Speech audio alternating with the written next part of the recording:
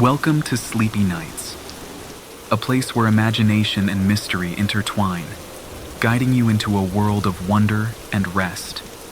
As we journey together, let the soothing sound of the rain and the calming rhythm of my voice carry you closer to a peaceful slumber. Before we begin, take a moment to like this video and subscribe to our channel. Your support helps us continue creating these stories that ease your mind and lull you to sleep. Now, settle in, relax, and let your thoughts drift away.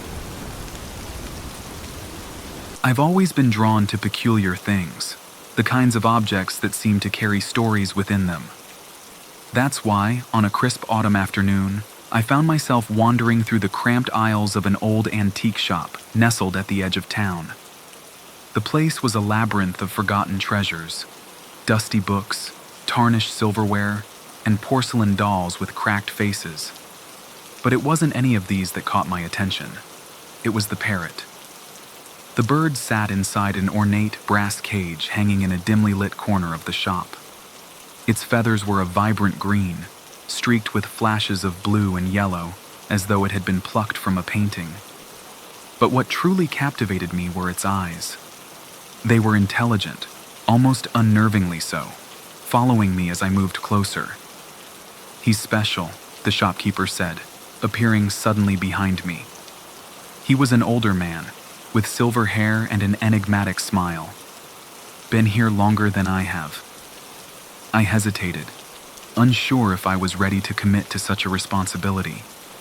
But then the parrot tilted its head and let out a melodic whistle, as if calling to me. I couldn't resist. The cage jingled softly as I carried it through my front door.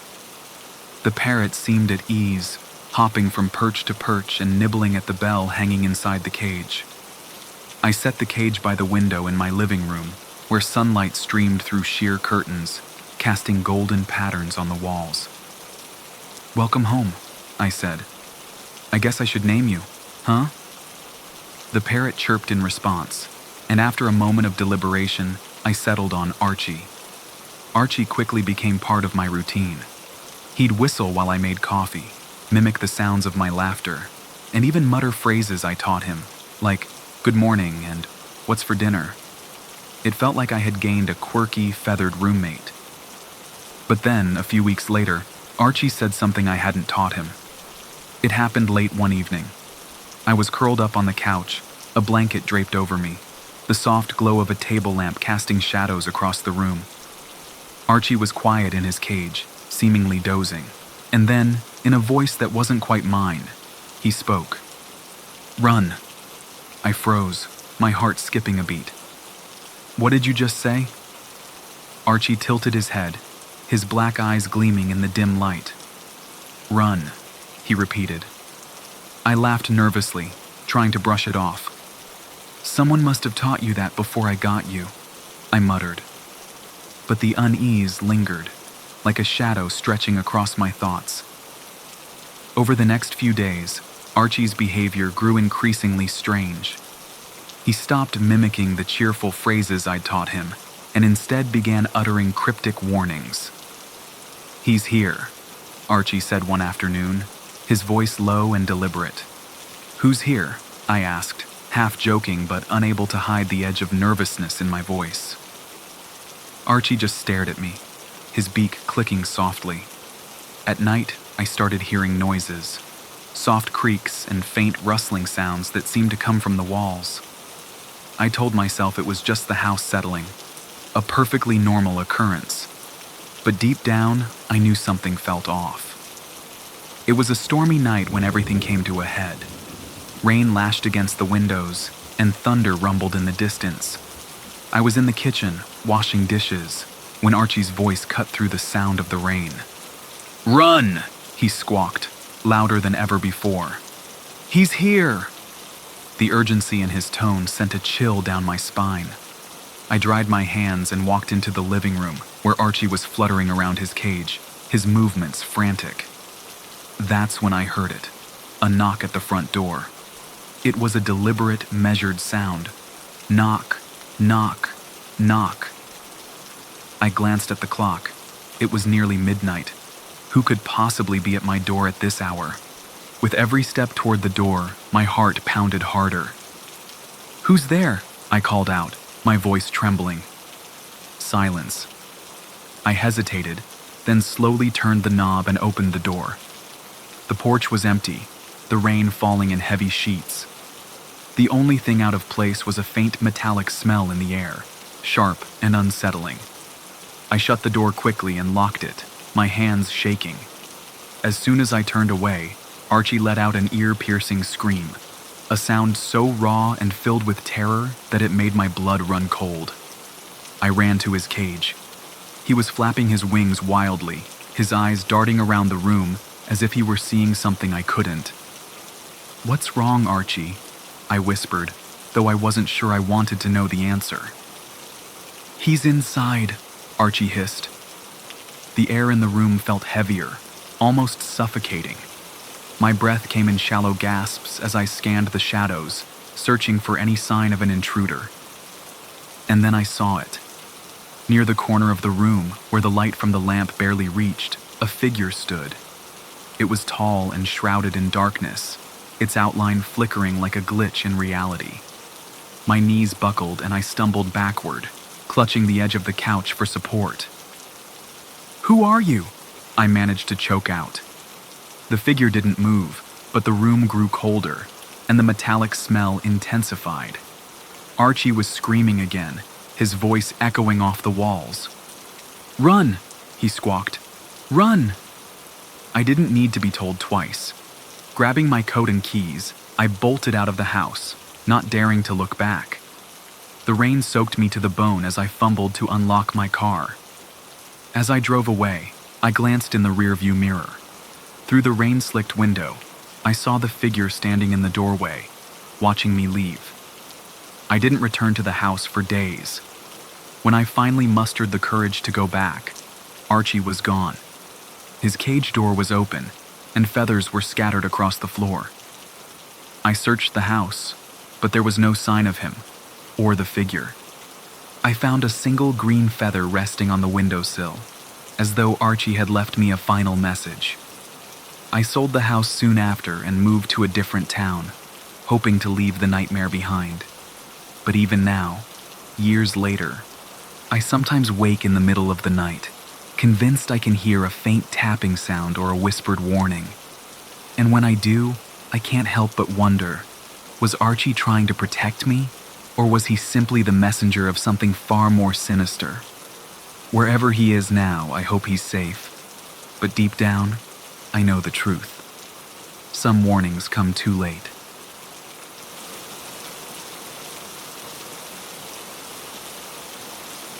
It began on one of those nights when the world feels unnaturally quiet, like the air itself is holding its breath. The fog had rolled in earlier that evening, thicker than I'd ever seen before. I'd always liked walking at night. Something about the solitude soothed me, cleared my head. But that night was different. The fog seemed alive, curling and twisting around streetlights, swallowing the glow of their halos. I don't know why I decided to go out for a walk. Perhaps it was the suffocating stillness of my apartment, or maybe something deeper. A pull I couldn't explain. I slipped on my coat, wrapped a scarf around my neck, and stepped out into the shrouded night. The park near my apartment had always been a place of comfort, a pocket of nature amidst the sprawl of the city. But under the fog's blanket, it felt transformed, unfamiliar. The trees, usually so inviting, were now looming silhouettes, their branches clawing at the mist. I walked along the path, my footsteps muffled by the damp air. The silence was overwhelming. Even the usual hum of distant traffic was muted. As I moved deeper into the park, the fog grew denser, clinging to me like a second skin. The further I went, the more disoriented I became. Landmarks I knew like the back of my hand seemed to vanish into the haze. I couldn't even see the path beneath my feet anymore, only a shifting sea of gray. It felt as though the world had been erased, leaving only me and the fog. It was then that I saw it. At first, I thought it was a trick of the light, a darker patch in the fog, barely discernible. But as I walked, the patch grew sharper, taking the shape of a figure standing motionless in the distance. "Hello?" I called out, my voice sounding thin and uncertain in the oppressive stillness. The figure didn't respond. It didn't move. A shiver ran down my spine, but I told myself it was just another person out for a late-night walk. Perhaps they were lost, just as I felt. I continued toward them, each step a battle against the growing knot of unease in my chest.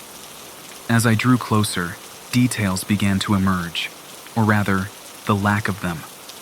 The figure was entirely black, as though it were made of shadow itself, and no features were visible. "Are you okay?"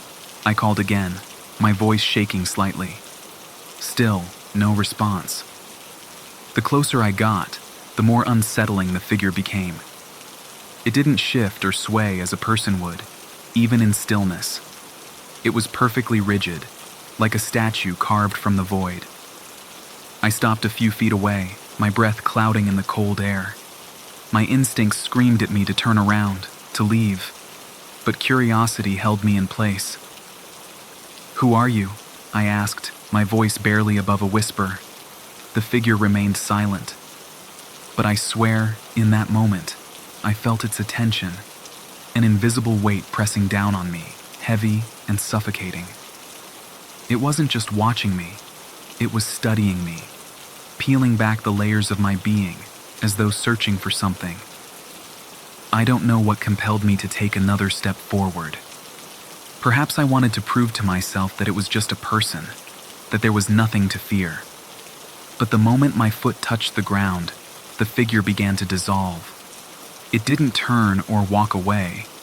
It simply faded, its edges blurring into the surrounding mist, until there was nothing left. I stood there, frozen, my heart pounding in my chest. The air where the figure had been felt colder, sharper, like a wound in the fabric of the world. "Wait!" I called out, the sound of my voice feeling absurd against the silence, but there was no answer. Only the fog remained, shifting and swirling as though mocking me. I don't remember much of the walk back home. My legs carried me on autopilot, my mind replaying the encounter over and over. Who or what had I seen? Sleep didn't come easily that night. Every time I closed my eyes, I saw the shadowy figure, its stillness more unsettling than any movement could have been. When I finally drifted off, my dreams were filled with fog, endless and suffocating. The next day, I convinced myself it had been a hallucination, a trick of the light and my overactive imagination. But as the week went on, the fog returned every night, and with it, an unshakable sense of being watched. One evening, unable to resist the pull, I ventured back to the park. The fog was thicker than ever, and the air felt charged, electric. I followed the same path, my heart pounding with both fear and anticipation. And there it was, the figure. This time, it was closer, standing in the center of the path as though waiting for me. My breath caught in my throat, and I froze, every instinct screaming at me to run. But I didn't. I couldn't. "Who are you?" I asked again, my voice trembling. The figure didn't answer, but something changed. The air around it seemed to ripple, and for a brief moment, I thought I saw something within the shadow. Eyes, cold and unfeeling, staring back at me. I stumbled backward, my hands shaking. The figure didn't move, but I could feel it pulling at me, drawing me closer despite every fiber of my being resisting. Then, just as before, it began to fade. But this time, it didn't disappear entirely. The shadow lingered, a faint outline that seemed to follow me as I fled the park. I stopped going to the park after that, but the figure didn't leave me. I saw it in the corners of my vision, a fleeting darkness that vanished when I turned to look. At night, I felt its presence in my room, a heavy stillness that pressed against my chest and made it hard to breathe. The fog became a constant companion, lingering outside my windows even on clear days. I stopped talking to friends and family, afraid they wouldn't believe me, or worse, that the figure would follow them too. I began researching similar experiences, desperate for answers. What I found were scattered accounts, stories of shadowy figures appearing in foggy places, always silent, always watching. None of the stories had happy endings. It was on a night like the first, the fog thicker than ever, that I felt the pull again. I don't know why I gave in. Maybe I wanted closure, or maybe the figure's grip on me had grown too strong to resist. I found myself back at the park, the path barely visible through the haze. The figure was waiting for me, closer than ever before. This time I didn't speak. I simply stood there, staring at it, my heart pounding so loudly I was sure it could hear. The figure began to move, not away, but toward me. Its edges shimmered, and the cold intensified until my breath came in shallow gasps. And then, just as it reached me, everything went dark. I woke up in my bed, the morning sun streaming through the windows. The fog was gone, and for the first time in weeks, I felt free. But I can't shake the feeling that it's not over. Sometimes I wonder if one day it will come back to finish what it started.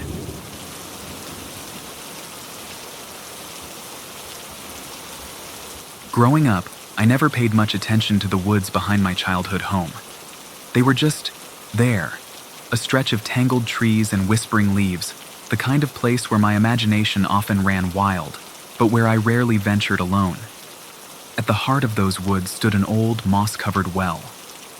It was ancient, weathered, and hidden so deep in the forest that it felt like a secret only I and a few other kids knew about.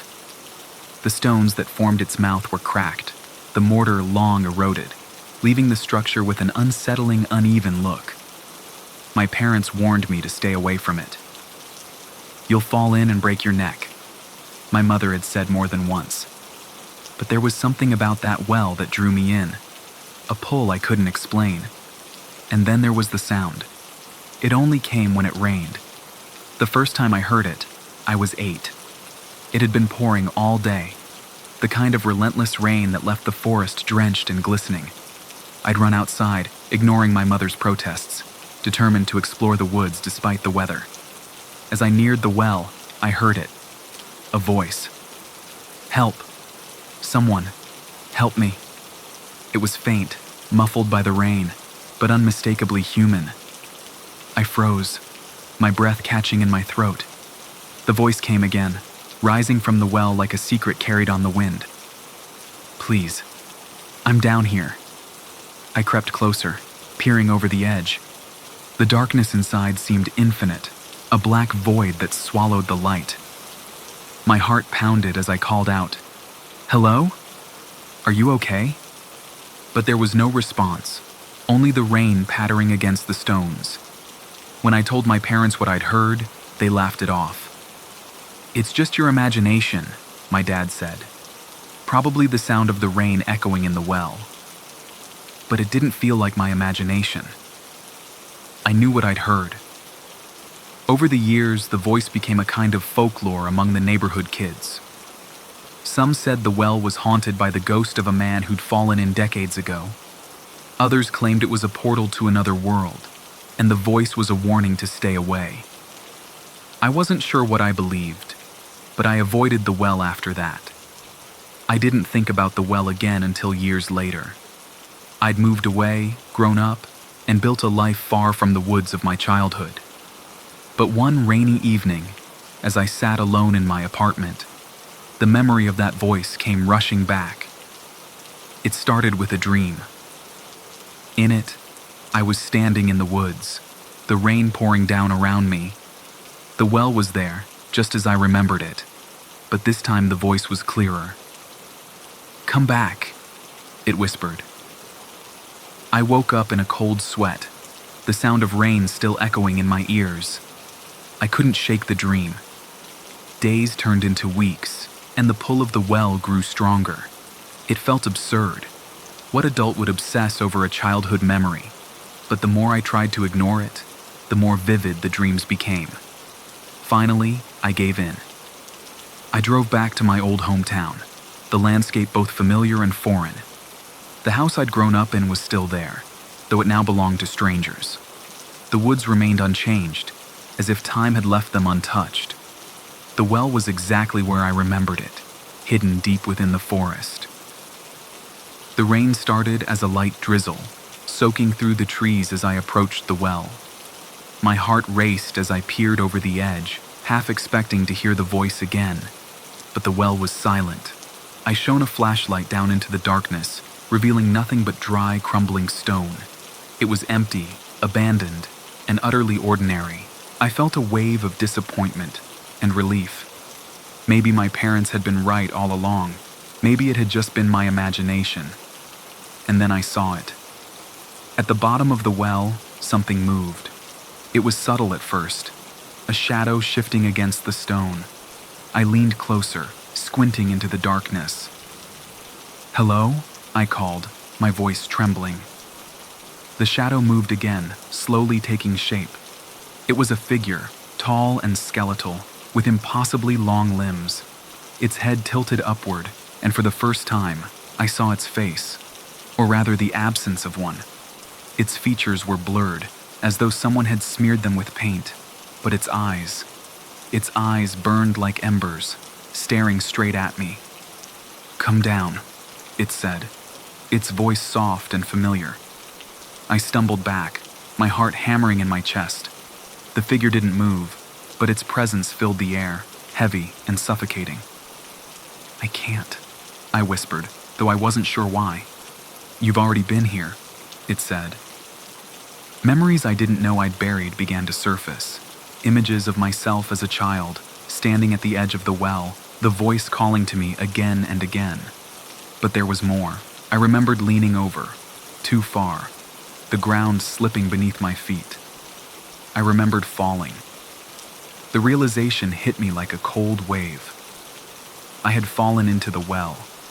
I remembered the darkness, the cold stone walls pressing in around me, and the voice that had whispered to me in the dark.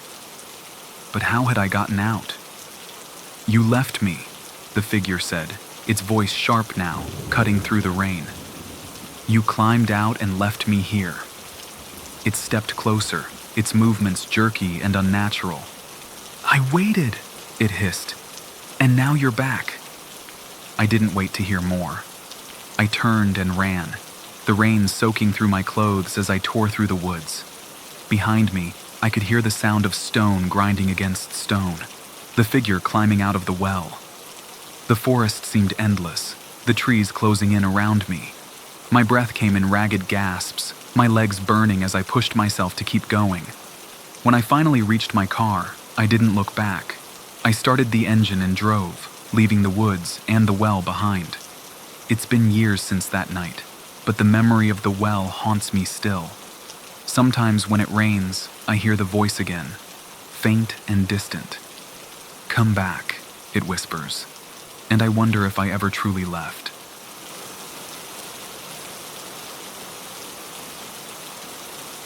It was one of those nights when the rain falls relentlessly, turning the world into a blur of shadows and distorted reflections. I'd been driving home late, my headlights barely cutting through the storm. The rhythmic thud of the windshield wipers was hypnotic, almost lulling me into a trance as I navigated the winding country road. I was tired, bone-deep tired. Work had dragged on longer than usual, and the promise of home was the only thing keeping me focused. But the rain had other plans. The road was slick, the visibility poor, and the twisting path through the woods seemed to stretch endlessly into the night. It happened so quickly that I almost didn't have time to react. A figure appeared in the road ahead, pale and ghost-like in the beam of my headlights. I slammed on the brakes, my car skidding slightly on the wet pavement. My heart leapt into my throat as the tires squealed in protest, and I gripped the steering wheel with white-knuckled intensity. The figure didn't move, just stood there, motionless in the downpour. I rolled down my window slightly, the cold rain immediately seeping into the car. "Hey, are you okay?" I called out, my voice shaky. The figure turned slowly toward me. It was a person. A man, I thought. But his features were hard to make out in the rain. He was soaked to the bone, his clothes clinging to his thin frame. He didn't respond, just stared at me with a vacant expression. Something about him unsettled me, but I couldn't just leave him there. "Do you need a ride?" I asked, louder this time. He nodded, almost imperceptibly, and began walking toward the passenger side of my car. I hesitated for a moment, a sense of unease prickling at the back of my neck. But the storm was unforgiving, and leaving him out there felt wrong. He climbed into the car without a word, his movements slow and deliberate. The air inside the vehicle grew colder as he shut the door, and the faint scent of damp earth filled the space. "Where are you headed?" I asked, trying to mask the nervous tremor in my voice. He didn't answer. The rest of the drive was suffocatingly quiet. The man sat rigidly in the passenger seat, staring straight ahead. The only sounds were the rain hammering against the roof and the relentless swish of the wipers. I tried to focus on the road, but I couldn't shake the feeling that something was off. His presence was heavy, almost oppressive, and every so often, I could feel his gaze shifting toward me, even though I never saw him move. I cleared my throat, trying to dispel the tension. "So, rough night, huh?" No response. After what felt like an eternity, he finally gestured toward a narrow dirt path that branched off the main road. It led to a small, dilapidated house barely visible through the trees. "This is it?" I asked, glancing at him. He nodded once, his face still unreadable. I pulled over, the tires crunching on the gravel, and waited for him to get out. For a moment, he just sat there, as if reluctant to leave. Then, without a word, he opened the door and stepped into the rain. I watched as he disappeared into the darkness, the beam of my headlights barely illuminating the path ahead. Relieved to be alone again, I turned the car around and headed home. But the sense of unease lingered, gnawing at the edges of my mind.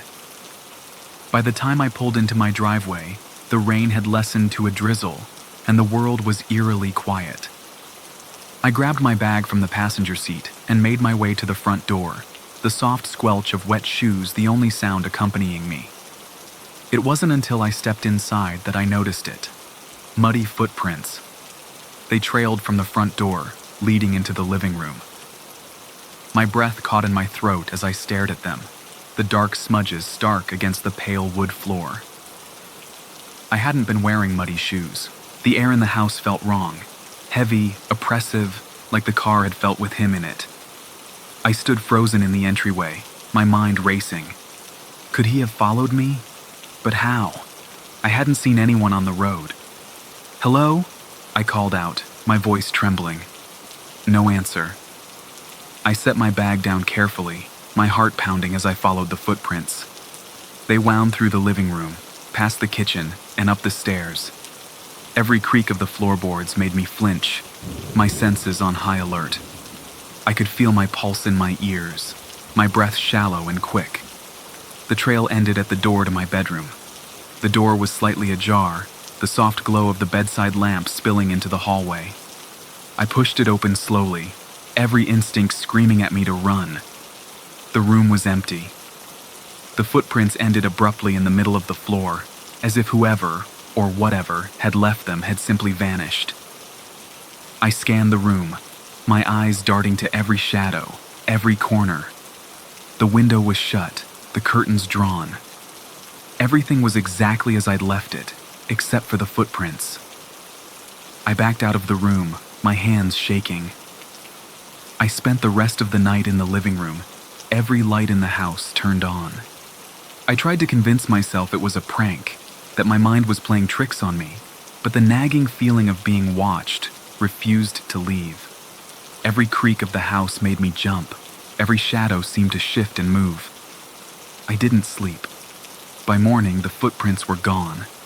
I've tried to move on, to forget about that night, but I can't shake the feeling that he's still out there, watching. Sometimes, when I'm driving at night, I catch a glimpse of a figure standing by the side of the road. And every time it rains, I hear the faint sound of footsteps trailing through my house. I don't know who or what he was, but I do know one thing. I should never have stopped that night.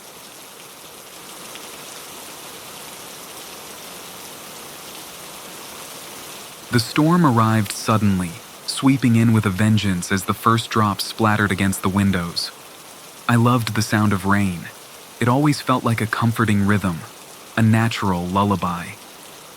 That night, however, the rain had a strange, almost menacing undertone. It wasn't just the steady tapping on the glass. It was the wind, howling like a wounded animal, and the occasional crack of thunder that rattled the very bones of the house. I was curled up on the couch with a mug of tea and a book, but the storm outside made it hard to focus. Every now and then, the lights flickered, and the old wooden floor creaked as if the house itself were uneasy. It was then that I noticed something out of place. At first, I thought it was a trick of the dim light. Across the room, on the far wall near the staircase, there was a door. A door that shouldn't have been there. I blinked, staring at it for several long moments. My house wasn't particularly large, and I knew it inside out. That wall was supposed to be blank, a simple stretch of pale, unremarkable paint. But now, there was a door, its surface dark and weathered, as if it had been there for decades. My first thought was that I was imagining things. Maybe the flickering light and the shadows cast by the storm had played tricks on my mind. I set my book down and stood, slowly making my way across the room. The closer I got, the more real it became. The door was unlike any I had seen before. It was heavy and old, with a dark wood grain that seemed to shift subtly under the dim light.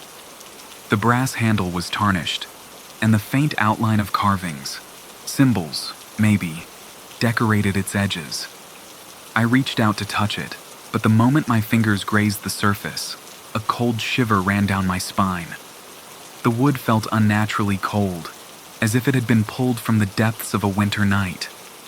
The air around me grew heavier, charged with a tension I couldn't explain. It was as if the house was holding its breath, waiting. I stepped back, shaking my head. I was tired. That had to be it. Maybe the storm was messing with my perception. Or perhaps it was a dream, one of those vivid ones where you can feel every detail, but nothing quite makes sense. I decided to ignore it, retreating to the safety of the couch. I told myself I'd wake up in the morning and the door would be gone, and I'd laugh at how ridiculous I'd been. But I couldn't stop glancing at it. Every time I looked, it seemed more solid, more real. The faint carvings on its surface almost seemed to glow in the flickering light. And then, as the wind outside howled louder, I thought I heard something. A faint, rhythmic tapping. It was coming from behind the door. My heart raced as I tried to convince myself it was nothing. The storm was loud, and old houses creak and groan in the wind. But this sound was deliberate, steady, like someone knocking, softly but insistently. "Hello?" I called out, my voice trembling. The tapping stopped. I froze, straining to hear any sound over the storm. For a moment, there was nothing but the rain and wind. Then, a soft whisper, so faint I almost didn't catch it. "Come closer." I wanted to run, to leave the house entirely, but something about the door held me in place. It wasn't just fear, it was curiosity, a gnawing need to understand. Gathering what little courage I had, I approached the door again. The carvings seemed to shimmer as I reached out, my hand trembling. The brass handle felt icy under my palm. With a deep breath, I turned it. The door creaked open, revealing a narrow staircase that led down into darkness. A faint, flickering light illuminated the top of the stairs, casting long, wavering shadows on the walls. The air that wafted up was damp and cool, carrying a faint metallic tang, like old blood or rust. Every instinct screamed at me to close the door and walk away, but I couldn't. something about the staircase felt alive. The walls pulsed faintly, almost like they were breathing, and the light at the bottom seemed to call to me. I stepped inside. Each step creaked under my weight, the sound swallowed quickly by the oppressive silence. The deeper I went, the colder it became, and the light at the bottom grew brighter, more intense. The carvings from the door were etched into the walls now, their patterns more intricate and chaotic. I couldn't shake the feeling that they were watching me, shifting subtly when I wasn't looking. When I reached the bottom, I found myself in a room that defied explanation. The space was vast, far larger than should have been possible. The walls were lined with rows of mirrors, each one reflecting not my image, but something else. Twisted, shadowy figures that moved independently of me. In the center of the room was a pedestal, and on it sat an object that seemed to hum with power. It was a small black cube, its surface smooth and featureless. As I approached it, the whispers began again, louder this time, overlapping in a cacophony of voices. Take it. Don't touch it. Leave. Stay. I hesitated, my hand hovering over the cube. It radiated a strange warmth, and the moment I touched it, the whispers stopped. The room grew deathly silent, and for a moment, I felt a sense of peace. Then the floor began to tremble. The mirrors shattered, the figures inside them spilling out into the room. They moved toward me, their shapes undefined but menacing. I grabbed the cube and ran, the staircase stretching impossibly long ahead of me. By the time I burst back into my living room, the door slammed shut behind me. The storm outside had stopped, leaving an eerie stillness. When I turned, the door was gone. The cube now sits on my desk, its surface as smooth and black as the night I found it. I've tried to get rid of it, but it always finds its way back to me. And sometimes, late at night, I hear the faint sound of knocking.